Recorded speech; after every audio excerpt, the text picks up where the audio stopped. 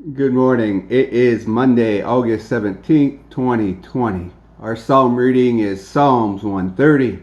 Our Old Testament reading is Genesis 43, 1 through 34.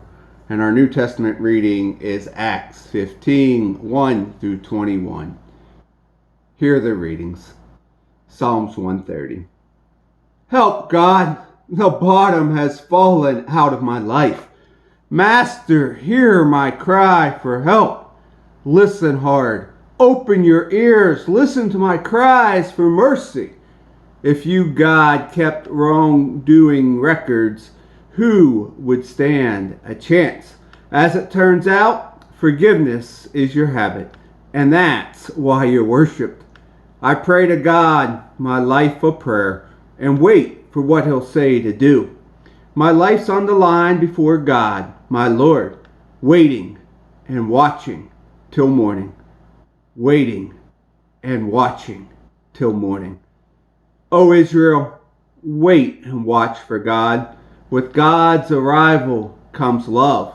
With God's arrival comes generous redemption. No doubt about it.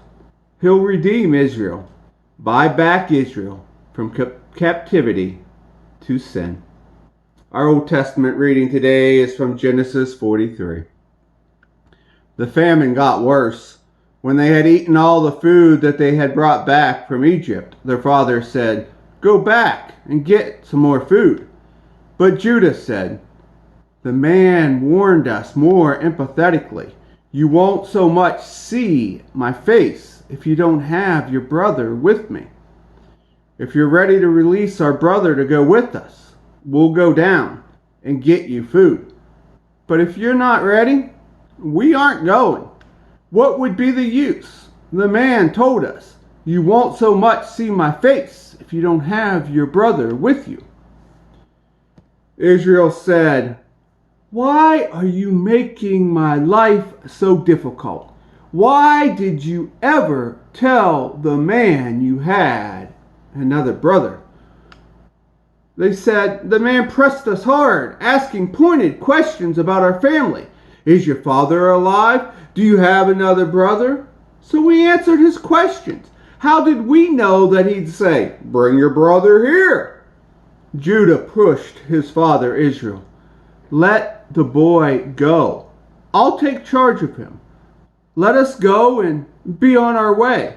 If we don't get going, we're all going to starve to death. We and you and our children too. I'll take full responsibility for his safety. It's on my life on the line for his.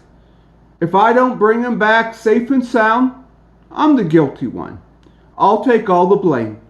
If we had gone ahead in the first place, instead of procrastinating like this, we could have been back there twice over."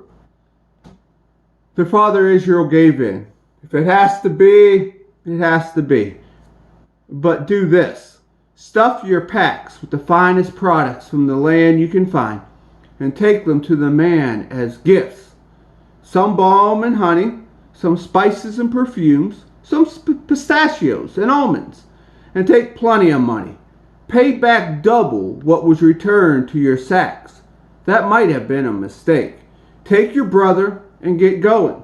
Go back to the man, and may the strong God give you grace in the man's eyes, so that he'll send back you, other brothers, along with Benjamin.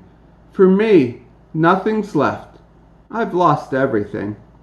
The men took the gifts, doubled the money, and Benjamin.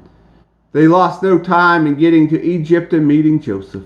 When Joseph saw that they had Benjamin with them, he told his house steward, "Take these men into the house and make them at home. Butcher an animal and prepare a meal. These men are going to eat with me at noon." The steward did what Joseph had said and took him inside.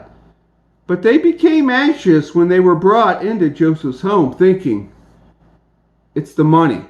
He thinks we ran off with the money on our first trip down here, and now he's got us where he wants us. He's going to turn us into slaves and confiscate our donkeys." So they went up into Joseph's house steward and talked to him in the doorway. They said, "Listen, master, we came down here one other time to buy food. On our way home the first night, we opened our bags and found our money at the mouth of the bag, the exact amount that we paid. We brought it all back and had plenty more to buy more food with us. We had no idea who put that money in our bags." The steward answered, "Everything is in order. Don't worry. Your God and the God of your father must have given you a bonus. I was paid in full." And with that, he presented Simeon to them. He took them inside Joseph's house and made them comfortable, gave them water to wash their feet, and saw to the feeding of their donkeys. The brothers spread out their gifts as they waited for Joseph to show up at noon. They had been told that they were to have dinner with him. When Joseph got home, they presented him with the gifts they had brought and bowed respectfully before him. Joseph welcomed them and said, "And your old father, whom you mentioned to me, how is he? Is he still alive?" They said, "Yes, your servant, our father, is quite well, very much alive." And they again bowed respectfully before him. Then Joseph picked out his brother Benjamin, his own mother's son. He asked, "And is this your younger brother that you told me about?" Then he said, "God be gracious to you, my son." Deeply moved on seeing his brother and about to burst into tears, Joseph hurried out into another room and had a good cry. Then he washed his face, got a grip on himself, and said, "Let's eat." Joseph was served at his private table, the brothers off by themselves and the Egyptians off by themselves. Egyptians won't eat at the same table with Hebrews. It's repulsive to them. The brothers were seated facing Joseph, arranged in order from age, from the oldest to the youngest. They looked at one another wide-eyed, wondering what would happen next. When the brothers' plates were served from Joseph's table, Benjamin's plate came piled high, far more than his brothers'. And so the brothers feasted with Joseph, drinking freely. Our New Testament reading today comes from the book of Acts, chapter 15, verses 1 through 21. It wasn't long before some Jews showed up from Judea, insisting that everyone be circumcised.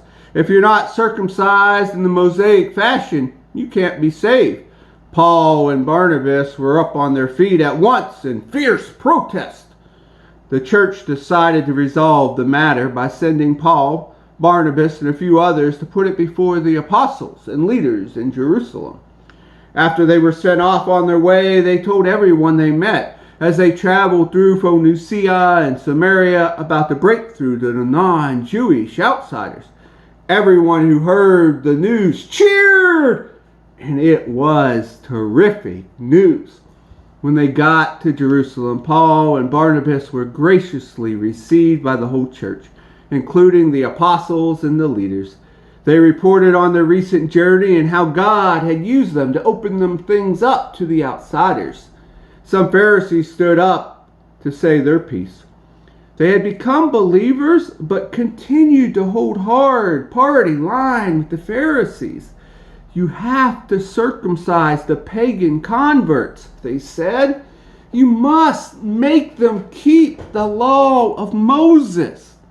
The apostles and the leaders called a special meeting to consider the matter. The arguments went on, back and forth, getting more and more heated. Then Peter took the floor. Friends, you well know that from early on, God made it quite plain that he wanted the pagans to hear the message of this good news and embrace it, and not in any second-hand or roundabout way, but first-hand, straight from my mouth. And God, who can't be fooled by any pretense on our part, but always knows a person's thought, gave them the Holy Spirit exactly as he gave him to us. He treated the outsiders exactly as he treated us, beginning at the very center of who they were and working from the center outward, cleaning up their lives as they trusted and believed in Him. So why are you now trying to out-God God, loading these new believers down with rules that crushed our ancestors and crushed us too? Don't we believe that we are saved because the Master Jesus amazingly and out of sheer generosity moved to save us just as He did those from beyond our nation? So what are we arguing about? There was dead silence. Friends, listen. Simeon had told us the story of how God, at the very outset, made sure that racial outsiders were included. This is the perfect agreement with the words of the prophet. After this, I'm coming back. I'll rebuild David's ruined house. I'll put all the pieces together again. I'll make it look like new. So outsiders who seek will find, so that they will have a place to come to, and the pagan people included in what I'm doing. God said it, and now He's doing it. It's no afterthought. He's always known He would do this. So here is my decision. We're not going to unnecessarily burden non-Jewish people who turn to the Master. We'll write them a letter and tell them, be careful to not get involved in activities connected with idols, to guard the morality of sex and marriage, to not serve food offensively to Jewish Christians, blood for instance. This is basic wisdom from Moses, preached and honored for centuries, now in the city after city, as we have met and kept the Sabbath. And here ends our readings for the day.